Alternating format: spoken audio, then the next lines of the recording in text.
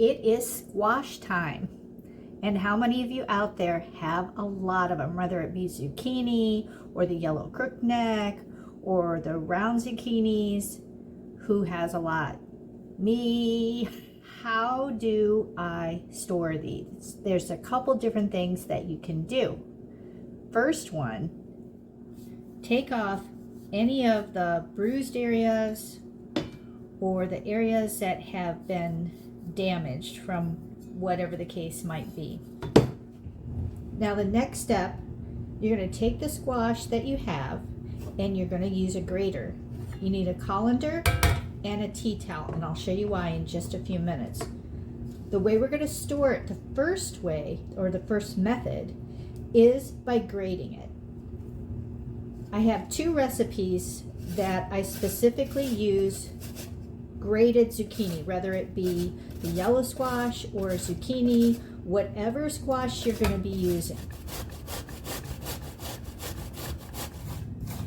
Now you need to know how much you need for these different recipes. Mine, one of them is 3 cups, the other one is 4 cups. So I'm gonna use that in order to decide how I want to package these. Another thing you want to keep in mind is if you have zucchinis and you let them get too big, you're going to have big seeds inside. So you do not want to grate those into your grated squash. So make sure you clean those seeds out if you have them. Keep them smaller, and then you can go ahead and grate the whole thing. Now here's the reason why I use the tea towel. And it's because squash has a lot of liquid in it, a lot. And already, look how much is coming out. And when you are freezing this, you do not want all that liquid in there.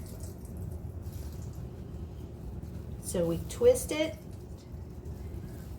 until we get all that out.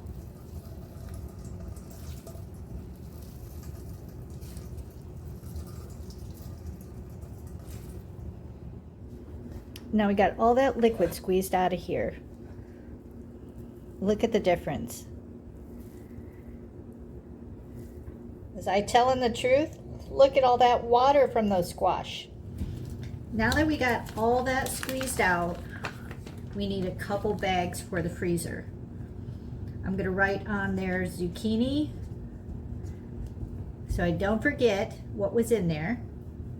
And then today's date, which it is, let's see, the 20th. And then put the year as well. And then once we get this done, the next step is making sure you have your measuring cup, because we're going to set this up so we are successful and we have exactly the amount that we need for each recipe. Remember I said 3 cups and 4 cups? We're going to start with the 4 cups. Now all we have to do is place it inside whatever container you're going to use, whether it be the plastic or if you have the freezer containers, that's fine as well. What I like to do is just press it down a little bit, get the air out of it, and then squeeze it across.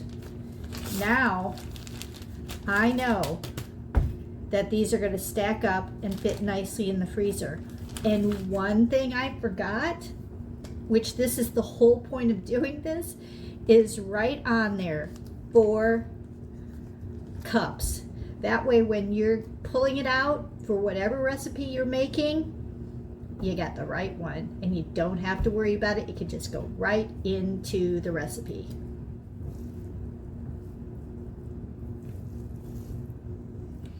Now this last 4 cups, we're not going to freeze these, we're going to make a cake. Our next method is going to be blanching it first. And we're going to do this in 2 types of cuttings. One we're going to do in chunks, and another one we're going to do in slices, thick slices. So we need to get some boiling water.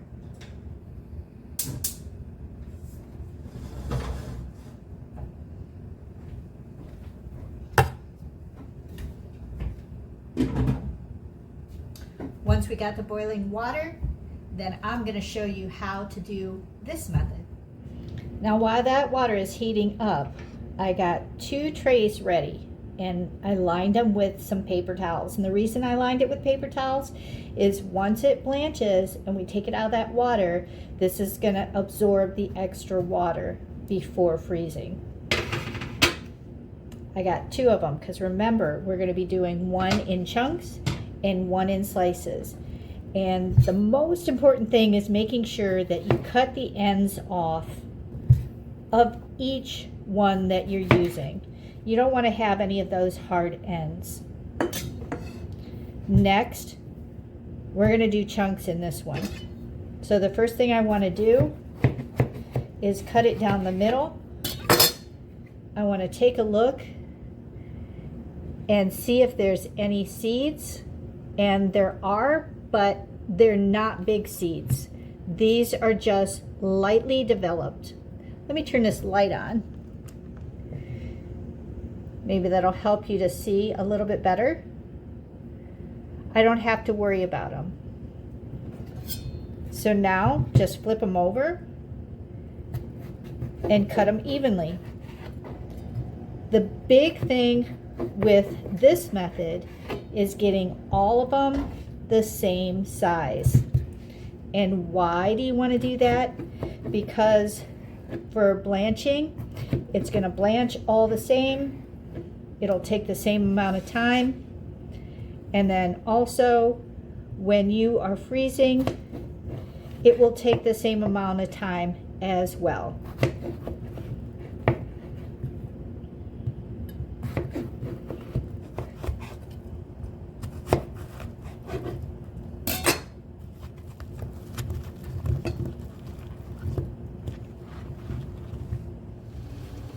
Now the water is at a rolling boil. This is the time that you want to put your vegetable in, whatever that might be. We're going to put about half of it in because we don't want that to stop boiling. We're going to bring that back up and set the timer for 3 minutes. Countdown, 3, 2, 1. It's time.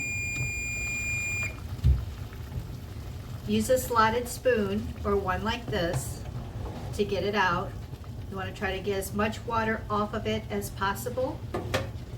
And then we're going to put it on our tray, spread out with some paper towel on it.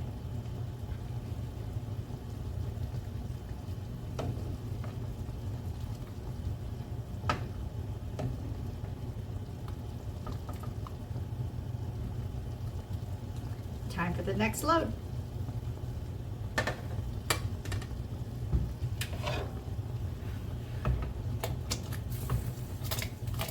Now, if you are doing a winter squash instead of a summer squash, add a few minutes to it. It can go anywhere from 3 to 5 minutes for blanching. Next up is the slices, and we are going to do these about 1/2 inch to 1/4 inch. You don't want them too thin. Now you ask, what am I going to do with this that's any different than just regular frying? Well, we're going to add some spices. We're going to add some cheese, and this can be a meal all on its own.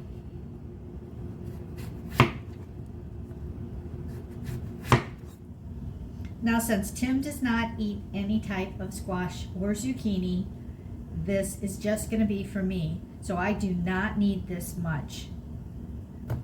I'm going to take about half and I'm going to go ahead and blanch this, lay it out and freeze it, and then this is going to be my fried squash. This is cooled down so I can touch it. Time to take the paper towels off because it's soaked up all the extra liquid.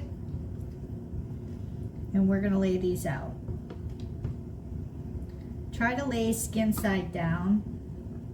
That way, if by chance it does freeze a little bit, it comes off very easily. And this is called flash freezing. And the reason we call it that is because you lay it out just like this, not in any type of freezer bag or anything. We put this into the freezer. About an hour later, we're going to come back and see what it's like, and then we're going to get them ready for the freezer.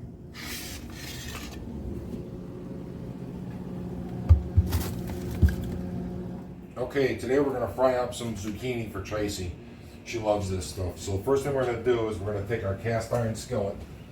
We're going to get a little bit of oil, and we're going to put a nice pat of butter. That'll help with the smoke point for the olive oil. Okay, we're going to crack an egg into our bowl.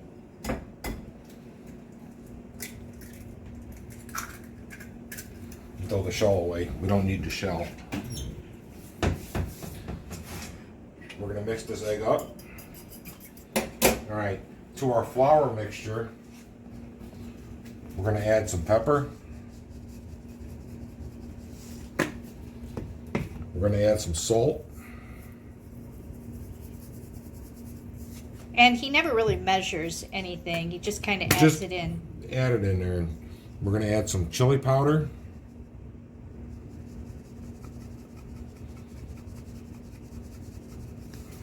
And some Parmesan cheese. All right, now we're going to take a fork and we're going to mix this all together. Make sure the clumps of Parmesan are all crushed. All right, we're going to get our fire on. We're going to get that over like a medium heat. This is cast iron. Remember, cast iron gets really hot and it stays hot. Now we got to wait until our pan heats up, and we're going to test that with a little bit of flour to make sure it sizzles, and then we're ready to start frying. As you can see, we're starting to sizzle. We're ready to start frying. Remember, you want wet hand, dry hand. You go egg wash first.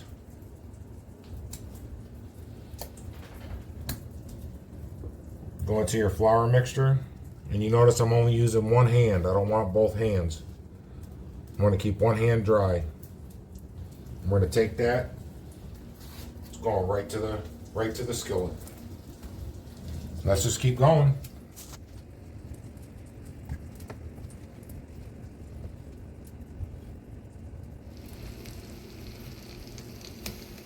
Can you hear the sizzle? That's exactly what you're looking for. I am going to add a touch more oil to this because it's getting kind of dry. It's starting to absorb that oil the zucchini is.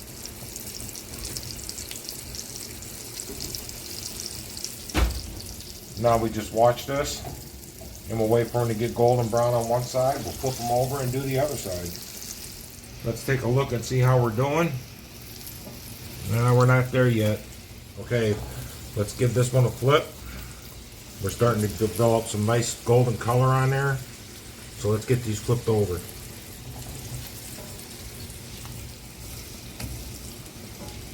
Be careful, that oil is really hot.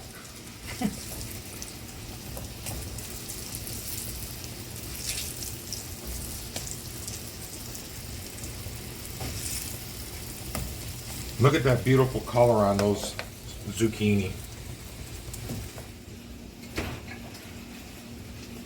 So on the first side, that took about 3 minutes. We'll let these go for about 3 minutes and we'll check the underside and we'll check for tenderness, and then Tracy will be ready to go with her zucchini that she loves. Okay, as you can see, come over here, Tracy. As you can see, we're putting a knife in there, and those are nice and tender, golden brown. Ready to get these out of the pan now. Okay, we got the heat off, and we're gonna put these on a plate with a paper towel to drain off any excess grease.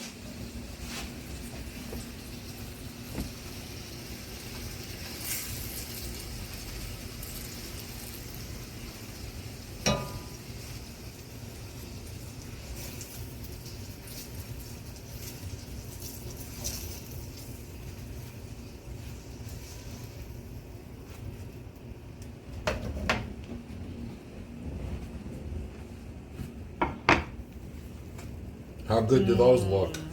Hey, they're all done. Let's see what Tracy thinks. I let it cool down just a little bit. And I also like mine a little bit crispy.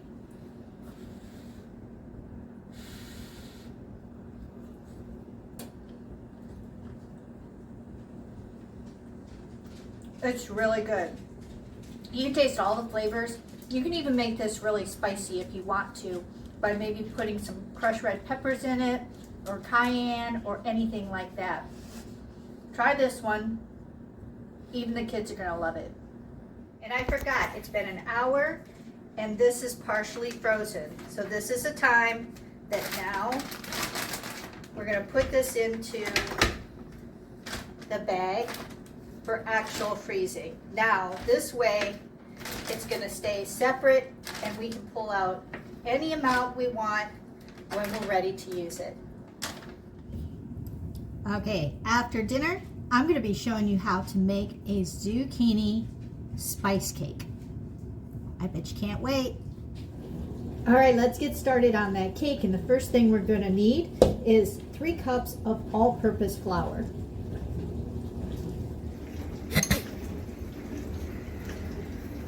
1 1/4 cup sugar, 1/4 cup of brown sugar, a teaspoon of baking soda, a teaspoon of baking powder, 1 1/2 teaspoon cinnamon, and 1/2 teaspoon of allspice. Oh, and I forgot 1 teaspoon of salt. 1/2 cup of walnuts, and 1/2 cup of raisins. Now we want to mix this good, and this is our dry ingredients. Okay, now we need to do the wet ingredients.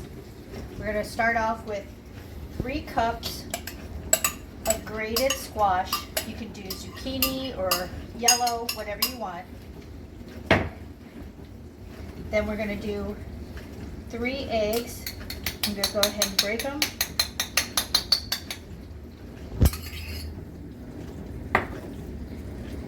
Three-fourths cup of oil. I'm using olive oil.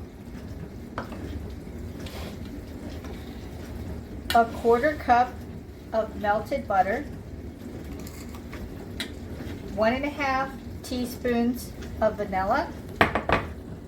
And 2 tablespoons of sour cream. Now we need to mix this up good.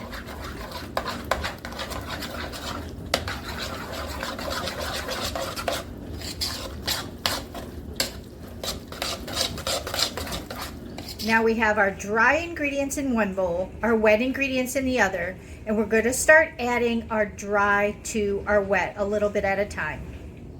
Now when it comes to the dry, you want to make sure that those raisins are not sticking together. Make sure that flour is coating all of them so they'll distribute good. Let's go ahead and take 1/3, and we're going to start with that.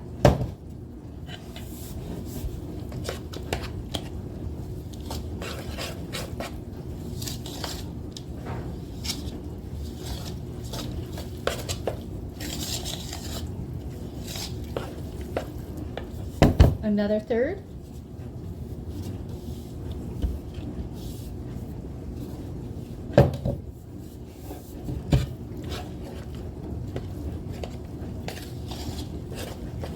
Now this will be a pretty thick mixture here.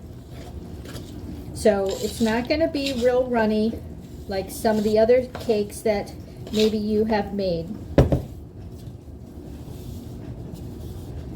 And now the last. It's kind of like making a fruit cake. You know how thick fruit cakes are when you're trying to mix those? So make sure you have a sturdy spoon when you're mixing it. See? But this is oh so good. You will really enjoy this. And I don't even put an icing on it. What I do is just put some powdered sugar, and I like to have it when it's out of the oven warm. So let's get our pan and get that all set. All right, I got my 9 by 13 baking dish.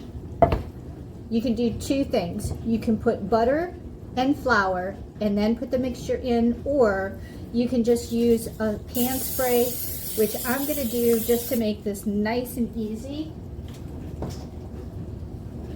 And then we're going to start spooning this in.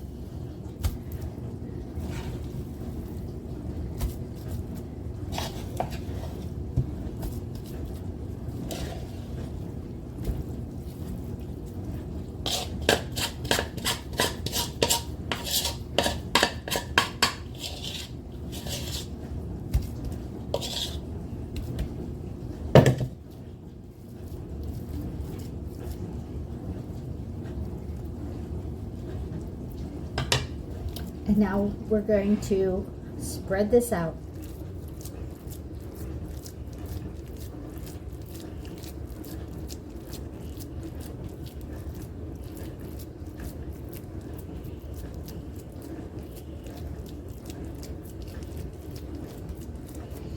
You want to make sure everything is even. I preheated the oven at 350 degrees. We're going to go ahead and put this in the middle of the oven, and we're going to set the timer for a half hour. All right, it's been a half hour, so let's check this cake, see where we're at, and if we need to do a little bit more. We're going to check it with a knife in the center and see if it comes out clean. I am going to give it just a couple more minutes and we'll be good to go.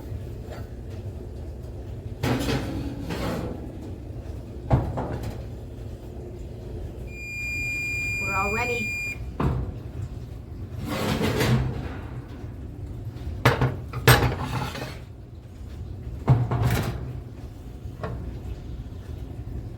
Perfect.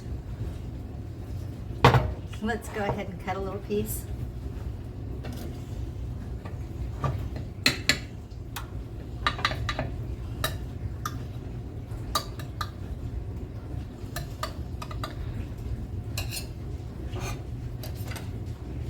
There's what the inside looks like. We're going to go ahead and put some powdered sugar. And I know this is going to be really hot, so we're just going to take a small piece.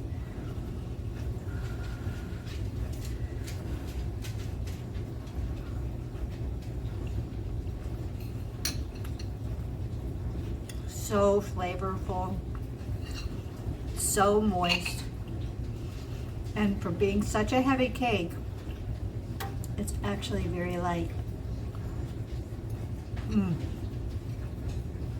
Another option you have is you can put a cream cheese icing on it, but I like it just like this.